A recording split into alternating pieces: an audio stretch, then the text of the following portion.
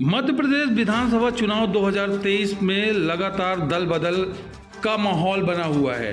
एक पार्टी से दूसरी पार्टी और दूसरी पार्टी से तीसरी पार्टी में नेताओं का आना जाना लगा हुआ है।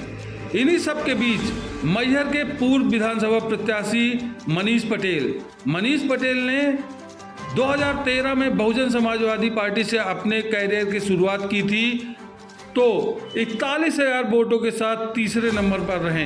तो वहीं 2016 के उपचुनाव में मनीष पटेल ने कांग्रेस का हाथ थामा और उपचुनाव में कांग्रेस की तरफ से प्रत्याशी बने और लगभग 55,000 मत प्राप्त कर सबको चौंका दिया था। तो वहीं 2018 में निर्दलीय प्रत्याशी के रूप में वो मैदान में उतरे और मैदान में उतरकर उन्होंने सबको चौंकाते हुए लगभग 35,000 मत प्राप्त किए थे और इस तरह से अपने समुदाय का और मैहर का सर्वमान्य नेता माने जाने लगे थे। 2023 के चुनाव में एक बार फिर मनीष पटेल ने पाला बदला, बीएसपी से कांग्रेस की तरफ आए और कांग्रेस की तरफ आने से एक तरह से पूरा का पूरा माहौल ही खिंच गया। आइए मनीष पटेल से एक मुलाकात करते हैं और मनीष पटेल क्या कहते हैं इस पूरे समीकरण को लेकर। मनीष पटेल अपने आप में एक नेता हैं, मैहर के सर्वमान्य नेता हैं। आइए मिलते हैं मनीष पटेल से। शाहरुख खान की एक फिल्म आई थी, उस पे एक गाना था कि पल पल बदल रही है जिंदगी और रंग बदलती इस जिंदगी में राजनीति भी लगातार इस चुनावी माहौल में रंग बदल रही है। बसपा से कांग्रेस पर आए मनीष पटेल, जो कि कांग्रेस की राजनीति को पूरी तरह से बदल दिया है। 17 नवंबर को मैहर में मतदान होना है। उससे पहले एक बड़ा खेमा जो पिछली बार निर्दलीय के रूप में 35,000 मत प्राप्त किए थे, अब वो कांग्रेस की तरफ मूव कर चुके हैं, कांग्रेस में शामिल हो चुके हैं। आज उन्होंने कांग्रेस के पूर्व मुख्यमंत्री कमलनाथ से सदस्यता ली और मैहर में आकर एक राजनीतिक सरगर्मी को बढ़ा दिए हैं। हमारे साथ में है मनीष पटेल जी। मनीष जी नमस्कार। क्या कारण था जो आपने बसपा को छोड़ा और कांग्रेस की तरफ रुख किया? बसपा में एक कहावत है, पहले हाथी फिर जाति फिर साथी। हाथी तो यथावत था, जाति एकत्र हो नहीं पा रही थी, तो फिर साथी जुड़ नहीं रहे थे। कहीं ना कहीं ये लगा कि बसपा अपने मुकाम तक नहीं पहुंच पा रही है और जिसका खामियाजा शायद हर मैहर के व्यक्ति को भुगतना पड़ता अगर हमारा विधायक नहीं बन पाता। सरकार कहीं ना कहीं आप लोग के माध्यम से ये दिखाया जा रहा है कि कांग्रेस की आ रही है और मुझे यही लगा कि मेरा अंतिम लक्ष्य तो लोगों तक मदद पहुंचाना है, चाहे वो बसपा के बीएसपी के माध्यम से हो, चाहे कांग्रेस के हो या बीजेपी के हो। और बीजेपी में न गए इसका कारण यह था कि बीजेपी की ही सरकार वर्तमान में भी है, बीजेपी के विधायक भी हैं। जब वो अपनी कहनी को सीएम ही नहीं पूरा कर पाए तो मैं बहुत छोटा सा आदमी था, मेरी औकात ही नहीं थी कि मैं पूरा करा लेता। इसी उम्मीद से मुझे लगा कि हमारे कांग्रेस के प्रत्याशी बहुत सरल, बहुत सीधे स्वभाव के हैं और मैं शायद यहाँ रह के लोगों की मदद करा पाऊं, लोगों के लिए कुछ कर पाऊं। तो जैसे कि आपने राजनीति की शुरुआत की थी बहुजन समाजवादी पार्टी से, 2013 में आपने राजनीतिक परिदृश्य में कदम रखा और 2013 में ही आप एक युवा नेता के रूप में उभरे थे। 41,000 के लगभग वोट पाए थे। जी। फिर आपने कांग्रेस ज्वाइन किया, 55,000 के लगभग वोट पाया था। फिर 2018 में आपने निर्दलीय के रूप में पर्चा भरा और मैदान में थे, जिसमें लगभग 34,000 मत प्राप्त किए थे। क्या ये सारे मत आपके पर्सनल थे और उस पर्सनल मत के चलते कांग्रेस को क्या फायदा होगा? निश्चित मानिए कि वो मत मेरे व्यक्तिगत जेब के नहीं थे, वो मत वो जनता के हैं जो एक उम्मीद से मेरी तरफ देखती है कि शायद ये व्यक्ति हमारे कार्य को, हमारी आवाज को हमारे विधायक तक पहुंचा पाए, विधानसभा तक विधायक पहुंचाए और हमारे कार्य हो। तो मुझे ये लगता है कि ये जो मत थे, मैं कभी बीजेपी में तो रहा नहीं, बसपा और कांग्रेस की राजनीति की, तो इससे नुकसान कांग्रेस को ही हुआ था 2018 में। और आज अगर मैं वापस हुआ हूं तो ये 35,000 वोट कांग्रेस में ही प्लस हो रहे हैं, जिसका निश्चित तौर से फायदा कांग्रेस को है। 100% मिलेगा और 100% यहाँ से मैहर का विधायक बन के कांग्रेस का विधानसभा जाएगा।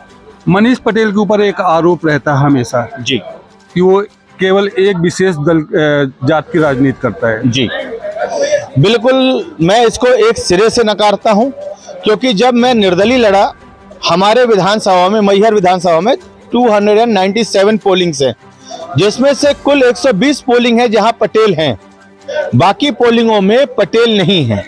और जो वोट पड़े, 18,000 वोट मुझे इस 120 पोलिंग में पड़े और 17,000 वोट बाकी पोलिंगों थे जहां पे पटेल नाम के लोग भी नहीं हैं। तो वो मतदाता अन्य समाज के, अन्य वर्ग के हैं जो मुझसे जुड़े हुए हैं। मनीष पटेल के ऊपर एक टैग और लग रहा है, लगता है लगातार चला आ रहा है कि मनीष पटेल ब्राह्मण विरोधी है। ब्राह्मण का मैं तहे दिल से सम्मान करता हूं, आदर करता हूं। मेरी कुछ बातों से शायद उन्हें ठेस पहुंची हो, क्योंकि वो गलत रूप से दिखाई गई, तो पहली बात तो उनसे क्षमा मांगता हूं। मेरा कभी यह उद्देश्य नहीं कि कोई ब्राह्मण आए और मेरे घर में आके कब दुले, लेकिन चाहे वो पटेल हो, चाहे वो चौधरी हो, चाहे ठाकुर हो, चाहे ब्राह्मण हो, अगर वो मेरा अपमान करेंगे, मेरे लोगों का अपमान करेंगे, तो मैं भी उनका ठोक पीट के अपमान करूंगा। मैं इस चीज में बिलीव करता हूं, जो मुझे जो देगा उसको वो वापस मैं करूंगा। जैसे कि अब वर्तमान में कांग्रेस के प्रत्याशी हैं धर्मेश घई, पूर्व में नगर पालिका अध्यक्ष रहे हैं, उनको मैहर शहर का विकास करने का 5 साल का दायित्व था। उस तरह से, जिस तरह से विकास होना चाहिए था शहर का, क्या उस तरह से विकास वो कर पाए हैं? झूठ बोलना इस्लाम भाई मुझे शोभा नहीं देता, लेकिन मैहर मुझे उस विकास की गति में नहीं दिखा जिस गति में मैं मैहर के विकास को देखना चाहता हूं। और निश्चित मानिए कि इस बार अगर हमारा विधायक बना तो ये सबकी मेहनत से बन रहे हैं, और इसमें विशेष रूप से मैं इसी शर्त पे ही आया हूं कि मैहर की सबसे भूतपूर्व समस्या है पार्किंग की, कटरा बाजार की, शौचालय की, यूरिनर की, महिला और पुरुष के लिए तीर्थ धाम है, यहाँ होना चाहिए। इन सब मुद्दों को लेके आया हूँ। ग्रामीण अंचल में तहसील जहाँ बोली गई वहाँ तहसील होनी चाहिए, जहाँ डॉक्टर का अस्पताल है वहाँ डॉक्टर होने चाहिए, कॉलेजों में शिक्षक होने चाहिए। ये निश्चित तौर से होगा। अगर ये नहीं होगा तो मैं खुद कांग्रेस का विरोध करूंगा रोड में उतर के। जैसे कांग्रेस का विरोध करने की बात कर रहे हैं, वर्तमान में आप कांग्रेस में आ गए, पिछले 3 चुनाव आपने लड़े हैं, कुछ तो डिजर्विंग रही होगी कि शहर के और मैहर के विकास के लिए करने की, कुछ सेल्फ की एक इच्छा होती है, क्या डिजर्विंग थी? मेरी इच्छा सदैव से एक ही थी, मैं पैदा मैहर में हुआ हूँ, कि एक घर में एक रोजगार लग जाए, और ये मैहर में संभव है, क्योंकि मैहर के लोग धूल धक्कड़ और सीमेंट फैक्ट्री का बहुत कुछ ब्लास्टिंग सह रहे हैं। तो अब या तो ये फैक्ट्रियां रहेंगी या लोगों के रोजगार रहेंगे, ये निश्चित है बात। जैसे कि अब मैहर जिला बन गया है, और जिला बनने के साथ में बहुत सारे लोग क्रेडिट लेना चाह रहे हैं कि मैंने बनाया। उस पर आपकी क्या राय है? मैं तो बिल्कुल बहुत खुश हूँ, हर व्यक्ति क्रेडिट ले, त्रिपाठी जी ले लें, श्रीकांत जी ले लें, घई जी ले लें, मुझे कोई आपत्ति नहीं। लेकिन कम से कम जिला बनाने के बाद आप जब लोग यहाँ थे तो आपने जनता के लिए क्या किया? जिला किसी की जेब में नहीं था कि कोई बना दे। कांग्रेस ने पहल की, बीजेपी ने अपने शासनकाल में लागू किया।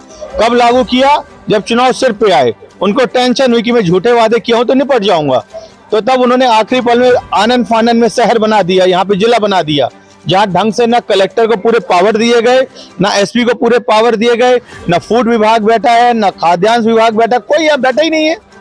मुझे तो आज भी डाउट है कि ये क्या करेंगे कल चल के, कब तक कलेक्ट्रेट संचालित होगा। आज तक ये जमीन नहीं बता पाए कि हम कलेक्ट्रेट यहाँ बनाएंगे। केवल उन्होंने अपनी क्या बोलना चाहिए, घोषणा को दिखाने के लिए कलेक्टर साहब, एसपी साहब को नियुक्ति दी है। आज भी अब यहाँ पे सोसाइटी केंद्र आवंटन होने हैं, ये तो सतना से ही हो रहा है। किसानों को प्रॉब्लम होगी तो वो कहाँ जाएंगे? वापस सतना ही जाना है। क्यों? क्योंकि इनके अधिकारी ही नहीं है। अगर इनने मैहर जिला बनाया है, क्यों नहीं पूरे अधिकारी भेज दिए? और अधिकारियों की अगर कमी है तो क्यों नहीं नियुक्तियां कर दी? ये सोचना चाहिए आपको जिला बनाने के पहले, जिला बनाने के बाद नहीं। ये कलेक्टर लाए और दिखा दिए, भाई आई हमने बैठा दिया, हमने कलेक्टर बस पूरा जिला चलाता है क्या? जैसे कि आप घोषणाओं की बात कर रहे थे कि घोषणाएं पूरी नहीं हुई, या फिर घोषणाएं हुई तो उनको क्रियान्वयन नहीं किया गया। ऐसा ही एक मामला मैहर के ग्राम घुनवारा का है। लगातार उधर पे जो उपचुनाव के दरमियान उस टाइम पे आप भी प्रत्याशी थे कांग्रेस से, मुख्यमंत्री ने घोषणाएं की, लगभग 6000 करोड़ की घोषणाएं की थी। उन घोषणाओं में कुछ घोषणाओं का पालन तो हुआ, लेकिन कुछ का नहीं हुआ, जिससे रुष्ट होकर आज घुनवारा का मतदाता मतदान बहिष्कार की बात कर रहा है। निश्चित तौर से मैंने पीसी में भी ये बात बोली कि मैं कोई नए एजेंडा लेके नहीं आया हूँ कांग्रेस में। मैंने सिर्फ एक ही एजेंडा है, जो सीएम साहब ने, शिवराज सिंह जी ने घोषणा की थी, उनको लागू कराना। आईटीआई का जो सामान मैहर आईटीआई में आ गया है, वो वापस घुनवारा जाना, वहाँ कॉलेज खोलना, पहाड़ से रोड बनना, जो उनकी मूल समस्याएं थी, उसके लिए लड़ाई नहीं, वो चीज़ वहाँ करवा के दम लूंगा। आखिरी सवाल कि आप कांग्रेस पे आ गए, अब कांग्रेस की किससे फाइट देख रहे हैं? कांग्रेस और बीजेपी की ही डायरेक्ट टक्कर है, बाकी और किसी की कोई टक्कर नहीं है यहाँ।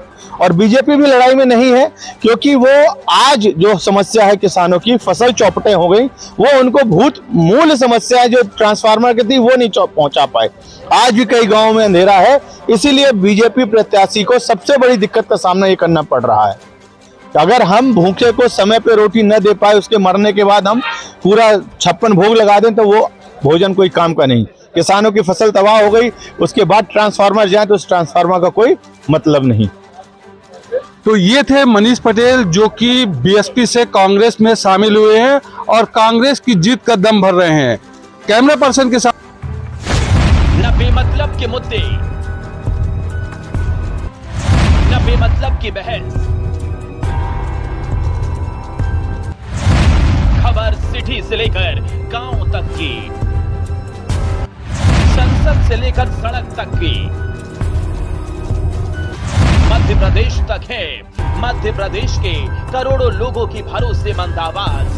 मध्य प्रदेश तक न्यूज, खबर तो दिखेगी, अंजाम चाहे जो हो।